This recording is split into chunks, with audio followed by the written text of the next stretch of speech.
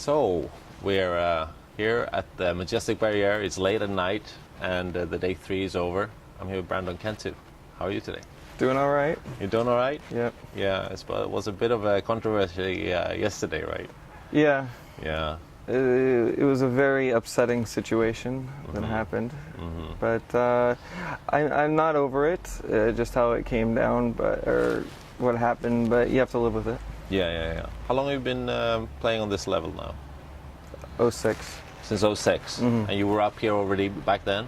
I mean, on the highest buy-in tournaments? Yeah, I've been playing all the biggest stuff since 06. Yeah. And you have, I haven't checked properly now, but only, I think you have 2 races, right? Yes. Yeah. When were they? Let's see, 06 and 09 were the bracelets, and WPT in 08. Right. So have you had any other sort of, not major wins, but smaller ones? I mean, I've had I've had a lot of seconds and thirds, like 3 seconds in the World Series and a third. So Yeah. All right. Yeah, right. some other, Now, a lot of other stuff. When you, do you know how many tournaments you played in Europe? I only played 3 or 4, I think. Okay. Yeah, I think I played four tournaments. Yeah. That one, the Mix Max, the 10K Mix Max took 6 days, I think. Yeah. So I mean, I almost played that the whole time I was here. Yeah. Okay. You like that format? I love the format. Is that like? It's a lot of fun. What is it that are you specifically good at it? You think compared to others? Yeah, I think playing short-handed plays into my advantage and my strength. The one thing I think they need to change about it, I believe that they need to add a 4-handed level, so it should go from 9, 6, 4, and then 2. Is a jump from 6 to 2 too big? You mean? Yeah, I mean, why not just throw in another level? Yeah. Just more fun and extra things. I mean, there's not many people have practiced the 4-handed format. It's come around over the last couple of years a little bit. Yeah. Did you play it in the World Series? They had one event. Yes, I did play the 4-handed in the World Series. Yeah, you know, that's what's so fun about the format. You know, I like playing situations that are handed that, you know, not very many people have played, you know. I think it'd be fun just to have tournaments that were like 7-handed or 7 and 5-handed, or you know, just to mix it up. Yeah, of course. And is there a specific way to get better on playing 400 unless making a lot of final tables? Yeah, no, I mean, I think just playing 4-handed, I mean, it pretty much, I don't know. I think it's always come kind of natural to me to be able to play. I think playing from anything 2-handed and up, I don't know, just kind of comes easy. And to me, it's the same. It's all about reading your opponent, at least in live poker. Yeah. And yeah, I mean, some people are they feel so much more comfortable playing short-handed that they almost don't like playing 9-handed at all. I don't. I really don't like playing 9-handed. I mean, I play it, but so you would have to more or less, in a way, adapt to playing full ring. You know what I mean? You know the game. No, but I mean, I don't think I have to adapt. I just think I don't know what the word is. I don't have to adapt. It's fine. You know, it's just a lot slower. You know, that's the reason I like the short-handed. You get so much more action. It's always on you. How about other games in Texas? I play almost every game about the exact same. I don't think there's. No, but I mean, do you like to play mixed games? Do you? Yes, I prefer mixed games. I actually don't like playing Hold'em as much. All right. Has that turned recently, or is that how it's been for a few years for you? It's been like that since probably 08 or 09. That's pretty early, because most people have turned into it a bit more over the last year, maybe 2. Right. Yeah. Have you been playing these really high live games, mixed games, in Vegas and so on? Since probably 08 or 09. Yeah. Like I've been playing at Aria a lot lately. The 400, 800. Is that you've been doing good in that? Been doing all right in that. Yeah. All right. Well, would you say that playing in those games, would you not go to a tournament if there's a really juicy game going on, cash game? You know what I mean? Yes. I don't. I actually don't even like playing tournaments that much anymore. I have pretty much just turned into, I pretty much just have turned into a cash game player, and I'll play a tournament kind of if there's nothing else going on, or if maybe all the cash game players are playing that tournament, so the game's not going. Because some people say they it sort of adds to the flavor to have the trip and so on. You're not too much for that. Yeah, I agree it does, and that's one of the big things that I believe the World Series Europe is missing. I believe it needs a new venue where you can play cash games and not be rigged. I believe they need to move this venue from Cannes to somewhere like Austria, or some place that they're not going to charge 5% rake on you. Something that's reasonable. And I think it will bring so many more people to the World Series. Right. Yeah, I think they're searching for the solution a little bit. It's difficult, But do you think they should expand into maybe keeping Cantu and make it another one for World Series Poker? Yeah, I think the World Series Europe needs to be a moving destination. I think it needs to be like maybe like every 7 years or 10 years or 5 years it'll come back to the same destination. Yeah, I know to the best spots. Yeah, of course. Now the controversy yesterday, I mean, a lot of people have seen it online, and would you say the same thing now if you were interviewed and asked the question? Yes. I mean, people don't like how I came off, and how I was a little emotional during the interview. But I would have said the same thing. What people don't understand, and that wasn't like, I'll kind of slow it down and give the exact what happened now that I'm not in the high emotion state.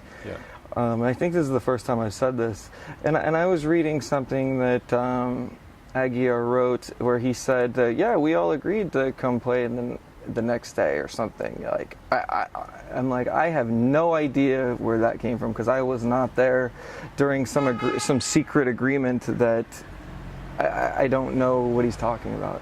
So I wasn't there, and when I knew that we had to quit at 5 a.m., which I think the two solutions would have been, we played out the next day, which I don't think was going to work, just because the main was going on, and there was a very high chance we would finish it that night, because we did have 6 hours to play it. So I don't think that was the right solution. I think the right solution was to play it, but if we don't finish, come back at 12, or 12 or 2 or whatever, like a proper amount of sleep was, because it was 5 a.m. when we ended. So I would say come back at 2, and come back at 12. Any one of the times were fine. I even told them I'm willing to miss the main event. I did not care, because obviously this is at the moment is the only thing that really matters to me. That other stuff, it comes and goes. If I play it, it's not, I mean, I want to play it, but it's not the end of the world to me if I don't. Winning this tournament was, and so I kept saying, I pounded, I go, I do not care what time, we have to play it tomorrow. We have to play it tomorrow. And they're like, well, we're going to have to let you guys know in the morning. Jack isn't here to make the decision. So, because everybody, a lot of the people were asleep, I go, were asleep that I couldn't get, the exact thing I wanted. So I'm like, well, we have to play it tomorrow. I just kept saying it over and over and over. I go, it is imperative we play it tomorrow. And everybody's like, oh, well, we'll just figure it out tomorrow when you get up and you get here. I'm like, okay. Well, and one of the things, both of us were extremely beat after this. I mean, we're going on now, I believe it was day 6, or maybe it was day 5, actually. Were we going on day 5? Maybe it was day 5. Day 5 or day 6. And this tournament took forever. We're coming on it, and we are just exhausted. And if you come into it and you come right back and you start up, there's no extra time for rest. You're not changing anything. I mean, a full day of rest, and after playing that many straight, for anybody that has played live poker, would completely change everything about the game. And if you and your strategies are going to change, because the more that you wait a day, the more that that everything, I'm trying to explain it. The more everything he's going to be able to adjust. I mean, because in day one, I completely destroyed him. I mean, in the first part of the interview, he had, I mean, first 6 hours of play, he had no answers for anything I was doing. And I was just completely rolling. Now, when you take somebody and let's just say, let's just pick a random day. Let's just say, oh, you know what? We're going to wait till the end of the main event. We're going to play in a week. Everything has changed. By this point, I have no momentum. My momentum has completely went away. Everything has changed. He now can talk to his buddies, figure out how to like counter everything I'm doing. It's a little bit of a mini November 9er thing. Yeah, I mean, November 9 is going to, it's going to completely change everything, and that's fine if you agree to it in advance. It's fine if you know you're going to play the tournament.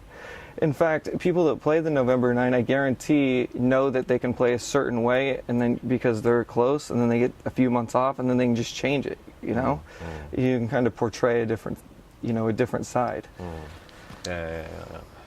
So okay. Do you think will it be any effect of what you said, or is it going to be changed? It doesn't really matter now, right? Because what do you hope for? What do I hope for? I mean, I truly hope this doesn't happen to anybody else again. Everybody will think it doesn't matter until it happens to them, and they see how different everything was, how changed everything became. Is there? Of course. Yeah, and it's well, it's hard to say. Do you think they did?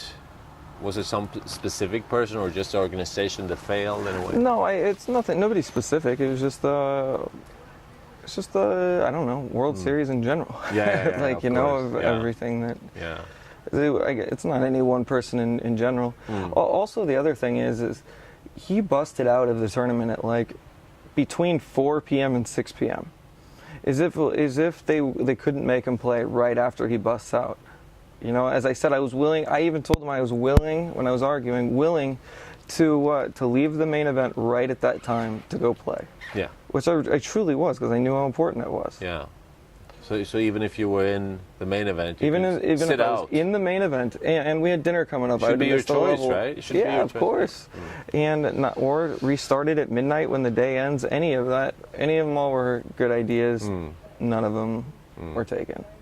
Do you have anything against Aguilar in some way? No, I have nothing against him. No. There's nothing personal. I'm actually really excited because we are going to play a heads-up match for 130K. Okay. So, was that something you wanted when you were sort of upset and had the? Of course. Yeah, would you say the same thing now if the suggestion came up? You would like to do that? What do you mean, like to do what? Yeah, play the 130 heads up. Sure. Yeah. He was the one actually. Anybody who watched the live cast, he was the one who said that we can play live cash whenever. So I was the one, and I was like, let's do it. So you're going to put up 130 each and play until one is bust, or what? Yeah, we're going to use the exact same format as where the blinds exactly were. Yeah. When we started the day, we're just going to play out until it finishes. I said the only stipulation is we finish it in one day. You know, same break schedule. You're going to play it straight, no matter how long time it's going to take. Yeah, I mean, it won't take that long. No. The good thing we have going in Las Vegas is the casinos are open 24 hours. Yeah. So it's supposed to take place sometime during Festa. Okay. Festa Lago, I don't know. Yeah. It's in early December or no? No, I believe Festa, isn't that October? Maybe it is. October. I don't know. I'm pretty sure it's the October one. Do you think you're going to make an event of it? Like it's going to create some... I don't know. I don't know. No. It has to be an event of it, but... No, but for you, it's just personal. I just want to... You want to do it for yourself. I want to do it because I want the match to be fair, and I just, see how it plays out. Yeah, absolutely. Now you're going back tomorrow. Are you staying... Where do you live now? Las Vegas. Las Vegas. Yeah. And playing online is not an option for you? I haven't played online in years. It's the greatest thing that's ever happened to me. I hate playing online. Just absolutely hate it. So you think that improved your live game? Not playing online? Yes, when you sit there and you go back and forth, at least for me, live and online, I feel like I lose things. We talked about it earlier, me and Scott. We talked about that, how the playing online a lot can sort of disturb your live game. Really. Yeah, right. I love it. I absolutely love not playing online. It used to just bring out a very bad person in me. Did it? The mouse would just be flying across the living room, shattering over. It was awful. Is there other areas in life where you have that sort of temperament, or no? Only online. It's just online poker. I don't get mad in live poker. I don't like lose my cool, or it's just online for some reason. Mm-hmm. All right. Well, it was nice talking to you again, and hopefully you feel. I mean, do you feel okay today? I'm okay. Yeah, you're okay. Yeah. I mean, it's not like I'm going to die over it. No. But yeah. I don't know. The things that like really bother me are like when people come up to me and they're like, you should be really happy that you won all that money. And I think to myself, are you guys kidding? I mean, like it's just kind of like. So totally it's the reason. It's the perspective of what you see and what you want to accomplish in life. That I don't know that makes me go after what I do. Yeah. I mean, if I was going, I could say that about anything. I could be happy just to wake up in the morning and have a bed to sleep in. Yeah. I mean, that's a whole like different thing. It has nothing to do with this. No. I think it's what makes you the player and the person you are stuff that is tested in this situation, because you need to be how you are to be able to be such a player and to do what you do, right? So this is sort of going after your saying something like that, going after what your thoughts and what you stand for, more or less, right? Yeah. You're going to continue to play live poker, I guess, and get some more. How many bracelets will you have in a few years? Is that important to you? It is very important to me. It's important to me, but yeah, I think yes, it is definitely important to me. Is it just for yourself? Is it so the prestige, or is it to prove for yourself that you reach your goals in a way? I know I'm one of the best, and it's a good way. It's a good measuring stick. Yeah. It's more or less the only measuring stick. Nah, but you can always look at money and so on, but that's about the only measuring stick in poker. Yeah. Especially playing live. All right, man. Hope will you get some sleep before you leave, or is your flight early? We'll see. Maybe. I doubt it. I like to sleep on the flight. So. Yeah, so you're better off playing some Chinese and that's great. All right. Nice meeting you anyway, and good luck to you. Yeah, great. Thank you.